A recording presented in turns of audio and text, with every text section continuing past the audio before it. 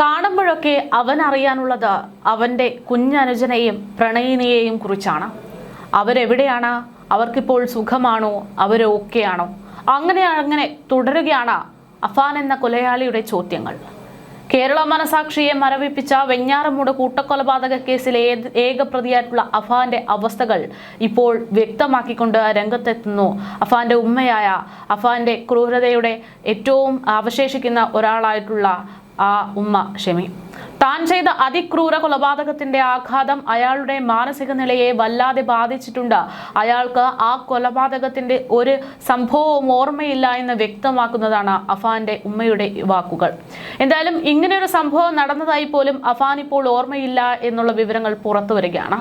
താൻ ഏറ്റവും കൂടുതൽ സ്നേഹിച്ചിരുന്ന അനിയനെയും പ്രണയിനിയെയുമാണ് അഫാൻ അന്ന് അതിക്രൂരമായിട്ട് കൊലപ്പെടുത്തിയതെന്ന് കേരള മനസാക്ഷിയെ ഒന്നടങ്കം ഞെട്ടിപ്പിച്ച കാര്യമാണ്. കാമുകി ഫർസാനയെ കൊലപ്പെടുത്തിയത് അവർ തനിച്ചാകുമെന്ന് കരുതിയാണെന്ന് പ്രതി നൽകിയ മൊഴി പോലീസിനെ പോലും ഞെട്ടിപ്പിച്ചിരുന്നു. ഫർസാനയെ അതിക്രൂരമായിട്ടാണ് അഫാൻ കൊലപ്പെടുത്തിയതെന്നുള്ള ഞെട്ടിപ്പിക്കുന്ന വാർത്തയും അന്ന് നമ്മൾ കണ്ടു. മുഖവും തലയും ആഴത്തിലുള്ള മുറിവുകളോടുകൂടെയായിരുന്നു ഫർസാനയുടെ മൃതദേഹം പോലീസ് കണ്ടെടുക്കുന്നത്. മുഖം വികൃതമായ നിലയിൽ ആ അഫാന്റെ വീട്ടിൽ നിന്നും ആ പെൺകുട്ടിയുടെ മൃതദേഹം കണ്ടെടുക്കുമ്പോൾ ആ പെൺകുട്ടി ആരാണെന്ന് പോലും ആർക്കും അറിയില്ലായിരുന്നു. അങ്ങനെ ഒരു പെൺകുട്ടി ആ വീട്ടിനകത്തുണ്ടായിരുന്നോ എന്ന് പോലും ഈ കൊലപാതക പരമ്പര പുറത്തു വരുമ്പോൾ നാട്ടുകാർ ചോദിക്കുകയാണ്. കാരണം അഫാൻ അവളെയും കൊണ്ട് ആ വീട്ടിലേക്ക് വന്നതോ അവിടെ നിന്ന് സംസാരിക്കുന്നതോ ഒന്നും തന്നെ ആ നാട്ടുകാരൊന്നും കണ്ടിരുന്നില്ല. അതേപോലെ തന്നെയാണ് ഈ പറയുന്ന അഫാന്റെ സഹോദരനെയും അയാൾ കൊന്നുകളഞ്ഞത്. എന്തായാലും ഫർസാനയെ കൊലപ്പെടുത്തിയതിന്റെ ഞെട്ടൽ വളരെ വലിയ വേദനയോടെയാണ് ഫർസാനയുടെ വീട്ടുകാർ കണ്ടതെന്ന് നമുക്ക് പറയേണ്ടി വരും. ട്യൂഷൻ എടുക്കാൻ പോകുകയാണെന്ന് വീട്ടുകാരോട് പറഞ്ഞ ശേഷം സംഭവ ദിവസം ഫർസാന തന്റെ വീട്ടിൽ നിന്നിറങ്ങി അഫാനൊപ്പം പോകുകയായിരുന്നു. ഇരുവരും ഒരുമിച്ച് ബൈക്കിൽ യാത്ര ചെയ്യുന്നതിന്റെ അവസാന വിഷ്വലുകൾ സമൂഹ മാധ്യമങ്ങളുടെ വൈറലാകുകയും ചെയ്തു. അഫാന്റെ ബന്ധു ഇത് നേരിട്ട് കണ്ടിരുന്നു എന്നുള്ള മൊഴികളും പുറത്തു വന്നിരുന്നു. അഞ്ചൽ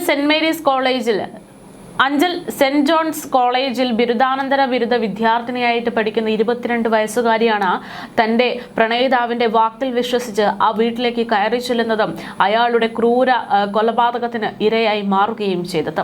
വെഞ്ഞാറമൂട്ടിലെ സ്കൂൾ പഠനകാലത്ത് തുടങ്ങിയ പ്രണയമാണ് അഫാനും ഫർസാനയും തമ്മിൽ. പിന്നീട് അങ്ങോട്ട് വലിയ രീതിയിൽ അത് വിവാഹത്തിലേക്കടക്കം കടക്കുന്നു. ബന്ധുക്കളുമായിട്ട് ഈ വിവാഹ ആലോചന സംബന്ധിച്ചുള്ള കാര്യങ്ങൾ നടത്തുന്നു. പക്ഷേ വീട്ടുകാർ തമ്മിൽ ഈ പ്രണയവുമായി ബന്ധപ്പെട്ട് ചില സ്വരച്ചേർച്ചകൾ ഉണ്ടായിരുന്നു എന്നുള്ള സൂചനകൾ പുറത്തു വന്നു. പിന്നീടാണ് അഫാനും ഫർസാനയും ആ പ്രണയം തുടരുന്നത്. ഇതിനിടയിൽ അഫാൻ തന്റെ ബുദ്ധിമുട്ടുകൾ പറയുകയും തന്നെ വീട്ടിലേക്ക് ക്ഷണിക്കുകയും ചെയ്തപ്പോൾ അവനൊരു ആശ്വാസമാകട്ടെ എന്ന് കരുതി ആ പെൺകുട്ടി ആ വീട്ടിലേക്ക് കയറി ചെല്ലുകയായിരുന്നു. പക്ഷെ അവിടെ എത്തിയ അഫാനെ അവിടെ എത്തിയ പെൺകുട്ടിയെ അതിഗുരുതരമായിട്ടാണ് അഫാൻ കൊലപ്പെടുത്തിയതെന്നുള്ളതാണ്. അതേപോലെ തന്നെ തൻ്റെ ഈ സഹോദരനെയും അഫാൻ അതിക്രൂരമായിട്ട് കൊലപ്പെടുത്തുന്നു. ഫർസാന മരണപ്പെട്ട് കിടന്നത് അഫാന്റെ മുറിയിലാണെങ്കിൽ തൻ്റെ സഹോദരനായിട്ടുള്ള കുഞ്ഞ് മരണപ്പെട്ട് കിടന്നിരുന്നത് ആ വീടിൻ്റെ മെയിൻ ഹാളിലായിരുന്നു. അവന് ഏറ്റവും ഇഷ്ടപ്പെട്ട ഭക്ഷണം അത് വാങ്ങിക്കൊടുത്തുകൊണ്ടായിരുന്നു അതിക്രൂര കൊലപാതകം.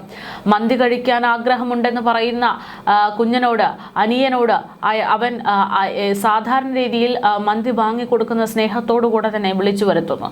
സ്കൂൾ വിട്ടിറങ്ങിയ അവൻ ഈ പറയുന്ന പ്രതിയായ അഫാനെ ഫോണിൽ വിളിച്ച് തൻ്റെ ക്ലാസ് കഴിഞ്ഞു എന്ന് പറഞ്ഞപ്പോൾ അവിടെ നിന്ന് വെഞ്ഞാറമൂട് ടൗണിൽ നിന്ന് ഫുഡ് വാങ്ങിക്കോളൂ, ഞാൻ നിന്നെ വന്ന് വിളിച്ചോളാം എന്നുള്ള രീതിയിൽ സംസാരിക്കുന്നു. പിന്നീട് ആ കുട്ടി അവിടെ നിന്ന് ഹോട്ടലിൽ നിന്ന് ഫുഡ് വാങ്ങി അവനോടൊപ്പം വീട്ടിലേക്ക് വരികയുമാണ് ചെയ്തത്.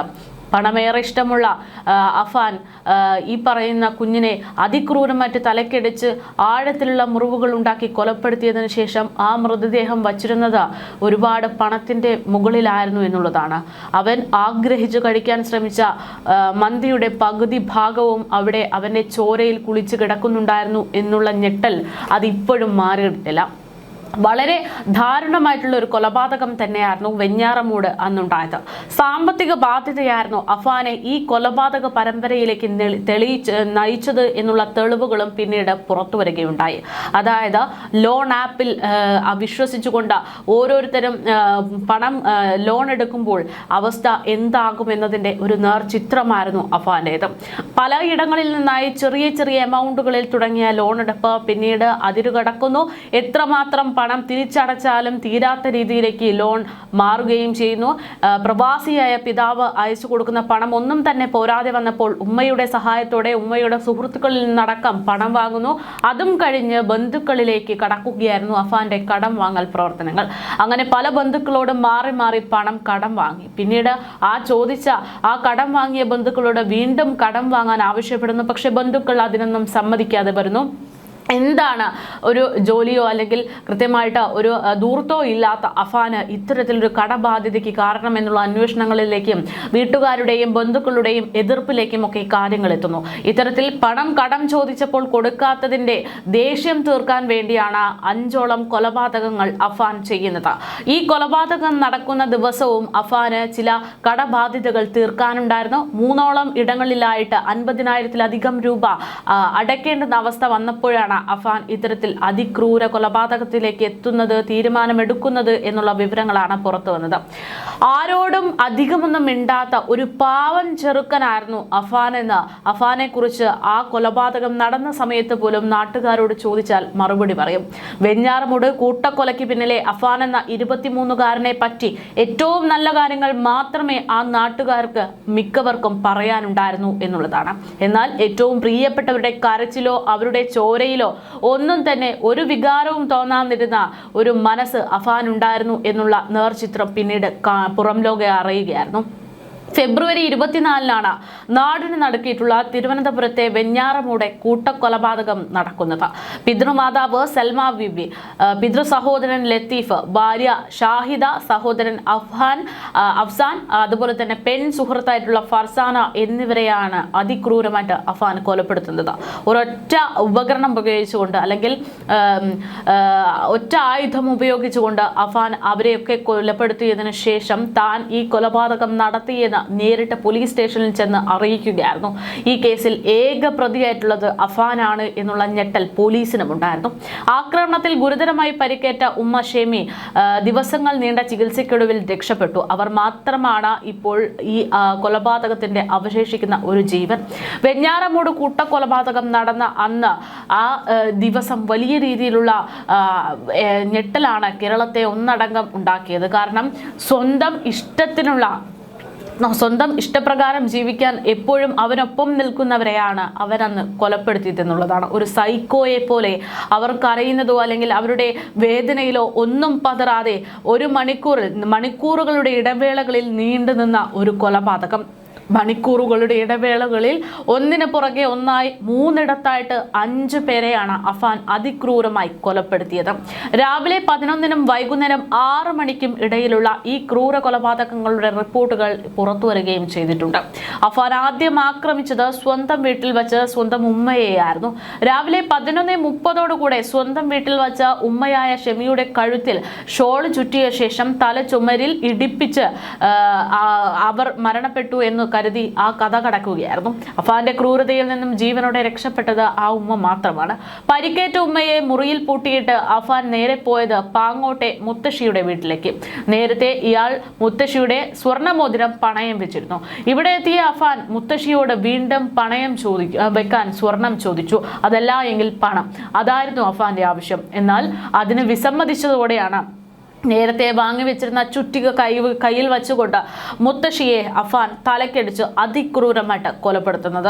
അവരുടെ മാല പൊട്ടിച്ചെടുത്ത് അവിടെ നിന്ന് മടങ്ങിയ അഫാൻ പിന്നീട് അത് പണയം വെച്ച് അതിനുശേഷം പണം കൈവശപ്പെടുത്തിയതിനു ശേഷം മറ്റ് കടക്കാർക്ക് കൊടുത്തതിനു ശേഷമാണ് മറ്റ് കൊലപാതകങ്ങളിലേക്ക് നടന്നത് എന്നുള്ളതാണ്. അതേപോലെ തന്നെ കുറ്റകൃത്യങ്ങൾ അഫാൻ നടത്തുന്നത് സമയത്ത് പോലും അയാൾക്ക് ഒരു കുറ്റബോധവും ഉണ്ടായിരുന്നില്ല എന്ന് പിന്നീട് ഓരോ കടക്കാരിൽ നിന്നും വ്യക്തമായി. അഫാൻ കൊലപാതകത്തിനിടയിൽ വെള്ളം വാങ്ങാൻ കടയിൽ കയറിയിരുന്നു. ആ കടക്കാരോടൊക്കെ സംസാരിക്കുമ്പോൾ ഒന്നും സംഭവിക്കാത്ത ലാഘവത്തോടെയായിരുന്നു അവൻ തന്നോടൊക്കെ സംസാരിച്ചതെന്ന് കടക്കാർ പറയുകയാണ്.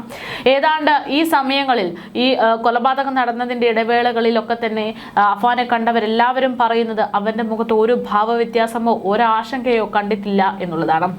മുത്തശ്ശിയെ കൊലപ്പെടുത്തിയതിനു ശേഷം ചുള്ളാളത്ത് താമസിക്കുന്ന പിതാവിന്റെ സഹോദരനായ ലത്തീഫ് അഫാനെ ഫോണിൽ വിളിച്ചതായിട്ടുള്ള റിപ്പോർട്ടുകളും പുറത്തു വന്നിരുന്നു. ഉമ്മയെ വിളിച്ച് കിട്ടാത്തത് കൊണ്ടാണ് തന്നെ വിളിച്ചത് എന്ന് പിന്നീട് പോലീസിനോട് അഫാൻ തന്നെ മൊഴിയായിട്ട് പറയുന്നു. തുടർന്ന് പിതൃ സഹോദരന്റെ വീട്ടിലെത്തിയ അഫാൻ ലത്തീഫിനെയും ഭാര്യ ഷാഹിദയെയും അതിക്രൂരമായി കൊലപ്പെടുത്തി. ഇവർ അഫാനെ സാമ്പത്തികമായി സഹായിച്ചിരുന്നില്ല എന്നത് കൊലപാതകത്തിനുള്ള കാരണമാണ് എന്നാണ് പോലീസ് പിന്നീട് മനസ്സിലാക്കിയത്. അഫാൻ രണ്ടുപേരെ കൂടി കൊല്ലാൻ പദ്ധതിയിട്ടിരുന്നു എന്നുള്ള വിവരങ്ങളും പിന്നീട് പോലീസില് അഫാൻ തന്നെ മൊഴി നൽകുന്നു. തട്ടത്തുമലയിൽ താമസിക്കുന്ന ഉറ്റ ബന്ധുക്കളായ അമ്മയെയും മകളെയുമാണ് അയാൾ കൊല്ലാൻ പദ്ധതിയിട്ടിരുന്നത്. അവിടെയും പ്രശ്നമായിരുന്നത് പണം തന്നെയായിരുന്നു. അവരോട് പണം ആവശ്യപ്പെട്ടപ്പോൾ അവർ തരാൻ തയ്യാറായില്ല എന്നതുകൊണ്ടാണ് താൻ അവരെയും കൊല്ലാൻ തീരുമാനിച്ചത് എന്നതാണ് റിപ്പോർട്ടുകൾ പുറത്തു വന്നത്. ആശുപത്രിയിൽ അഫാനെ സന്ദർശിച്ച മാനസികാരോഗ്യ വിദഗ്ധനോട് പ്രതി ഈ കാര്യങ്ങളൊക്കെ തുറന്നു പറയുമ്പോൾ പോലും അയാൾ ചെയ്തത് തന്റെ പ്രിയപ്പെട്ടവരുടെ 5 ജീവനുകൾ എടുത്തിരിക്കുകയാണ് എന്നുള്ള ഒരു അവസ്ഥയിലേക്കായിരുന്നു എന്നത് അപ്പോഴും അയാൾക്ക് വ്യക്തമായിരുന്നില്ല എന്നുള്ളതാണ്. ബന്ധുക്കളോട് 5 ലക്ഷം രൂപ കടം ചോദിച്ചിരുന്നു എന്നും ഇത് നൽകാത്തതിൽ അവരോടൊക്കെ പക തോന്നിയിരുന്നു എന്നും അഫാൻ അതിഗുരുതരമായിട്ട് മൊഴിയായിട്ട് നൽകുകയാണ്. മുത്തശ്ശി, പിതൃ സഹോദരൻ ലത്തീഫിന്റെ ഭാര്യ, പെൺ സുഹൃത്ത് ഫർസാന, ഇളയ സഹോദരൻ മാതാവ് ഷെമീന എന്നിവരെയാണ് അഫാൻ കൊല്ലാൻ തീരുമാനിച്ചിരുന്നത്. അതിൽ ഉമ്മ മാത്രം രക്ഷപ്പെടുകയും ചെയ്തു.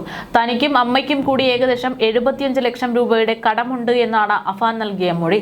പണത്തിനായി പ്രതി കാറും ബുള്ളറ്റും വിറ്റിരുന്നു എന്നും പോലീസ് പിന്നീട് കണ്ടെടുത്തു. അരുംകൊല നടത്താൻ ഉപയോഗിച്ച ചുറ്റിക പ്രതി അഫാൻ വാങ്ങിയത് കടം വാങ്ങിയ പണം ഉപയോഗിച്ചാണ് എന്ന് മൊഴി നൽകിയിരുന്നു. വെഞ്ഞാറമൂടിലെ ഒരു സ്വകാര്യ പണമിടപാട് സ്ഥാപനത്തിൽ നിന്ന് സ്വർണം പിന്നെ തരാമെന്ന് പറഞ്ഞ് പണം കടം വാങ്ങുകയായിരുന്നു. ഈ പണം ഉപയോഗിച്ചാണ് ആ ചുറ്റിക ഇയാൾ വാങ്ങുന്നത്. പിന്നീട് ഉമ്മുമ്മയെ കൊലപ്പെടുത്തിയ ശേഷം സ്വർണം സ്ഥാപനത്തിൽ ഏൽപ്പിക്കുകയും അവിടെ നിന്ന് പ്രതി മറ്റു കൊലപാതക സ്ഥലത്തേക്ക് പോവുകയുമായിരുന്നു എന്ന് മൊഴി നൽകുകയും ചെയ്തു. സ്വർണം പണയം വെച്ച കാര്യം പോലീസ് ഉറപ്പിക്കുകയും ചെയ്താണ് ഈ വിഷയത്തിൽ മൊഴി യാഥാർത്ഥ്യമെന്ന് മനസ്സിലാക്കുന്നത്. കൊലപാതകത്തിന് ശേഷം കുളിച്ച് വസ്ത്രം മാറി അഫാൻ പോലീസ് സ്റ്റേഷനിലെത്തി കീഴടങ്ങുകയായിരുന്നു. പിതാവിന്റെ കടബാധ്യതകൾ തീർക്കാനാണ് താൻ കൊലപാതകം നടത്തിയതെന്ന് പ്രതി പോലീസിന് മൊഴി നൽകുന്നു. പിതാവിന്റെ കടബാധ്യത തീർക്കാൻ ഒരു മാർഗവും കണ്ടില്ല എന്നും ബന്ധുക്കളെ സമീപിച്ചപ്പോൾ അവർ സഹായിച്ചില്ല എന്നും അതിലുള്ള പ്രതികാരമാണ് കൊലപാതകത്തിലേക്ക് നയിച്ചതെന്നും അഫാൻ മൊഴി നൽകി. എന്നാൽ ഈ മൊഴി വിശ്വസിക്കാത്ത പോലീസ് അന്വേഷണം നടത്തിയപ്പോൾ അഫാൻ പറഞ്ഞ ഓരോ കാര്യങ്ങളും യാഥാർത്ഥ്യമാണെന്ന് മനസ്സിലാകുകയായിരുന്നു. കൊലപാതകത്തിന് ശേഷം ആ വീട്ടിലെ ഗ്യാസ് സിലിണ്ടർ ഓൺ ചെയ്തതിന് ശേഷമാണ് അഫാൻ പോലീസ് സ്റ്റേഷനിലേക്ക് കയറി ചെല്ലുന്നത്. സംഭവം അറിഞ്ഞ പോലീസ് സംഭവ സ്ഥലത്ത് സംശയത്തിന്റെ അവസ്ഥയിലാണ് എത്തിയത്. പക്ഷെ അവിടെ നിന്ന് ഗ്യാസിന്റെ മണം വന്നതോടുകൂടെ അഫാൻ പറഞ്ഞ ഓരോ കാര്യങ്ങളും യാഥാർത്ഥ്യമാണെന്ന് പോലീസ് മനസ്സിലാക്കുകയായിരുന്നു. അയാൾ ഒറ്റയ്ക്കാണ്, ഒരു 23 വയസ്സുകാരന് ഒറ്റയ്ക്കാണ് ഈ അരുംകൊല നടത്തിയതെന്ന് പോലീസിന് ഇപ്പോഴും വിശ്വസിക്കാൻ പറ്റുന്നില്ല. CCTV ദൃശ്യങ്ങളും പ്രാഥമിക തെളിവുകളും ഒക്കെ അഫാനെതിരായതോടുകൂടിയാണ് ഈ കൊലപാതക പരമ്പര പുറത്തു വരുന്നത് എന്നതുപോലും. എന്തായാലും വലിയ രീതിയിൽ ഇത്തരത്തിലൊരു കൊലപാതകം നടത്തുന്നു. ഇപ്പോൾ അഫാന്റെ മാനസിക നില ഈ ഒരു സംഭവവും ഒക്കെ ആയിട്ട് ബന്ധപ്പെടുത്തി കൈവിട്ടു പോയിരിക്കുന്നു എന്നുള്ള വിവരങ്ങളാണ് പുറത്തു വരുന്നത്. മകന് തന്നോട് ഒരുപാട് സ്നേഹമാണ്. തന്നോട് കാണുമ്പോഴൊക്കെ താൻ മകൻ കൊലപ്പെടുത്തിയിട്ടുള്ള തന്റെ സഹോദരനെയും ഫർസാനയെയും കുറിച്ചൊക്കെയുള്ള ചോദ്യങ്ങളാണ് എന്ന് വളരെ ദയനീയമായിട്ട് പറയുകയാണ് ആ ഉമ്മ. എന്തായാലും കൊലപാതകത്തിന് ശേഷം പ്രതി ജയിലിനുള്ളിൽ ആത്മഹത്യക്ക് പലതവണ ശ്രമിച്ചിരിക്കുന്നു എന്നതുകൊണ്ട് തന്നെ വലിയൊരു നിരീക്ഷണത്തിൽ കഴിയുകയാണ് അഫാൻ. പക്ഷേ അയാളുടെ മാനസിക നില കൈവിട്ടു പോയിരിക്കുന്നു. ഈ സംഭവങ്ങളൊന്നും തന്നെ അയാൾക്ക് ഇപ്പോഴും ഓർമ്മയില്ല എന്നുള്ള അവസ്ഥയിലാണ് കാര്യങ്ങൾ പോകുന്നതെന്നാണ് വ്യക്തമാകുന്നത്.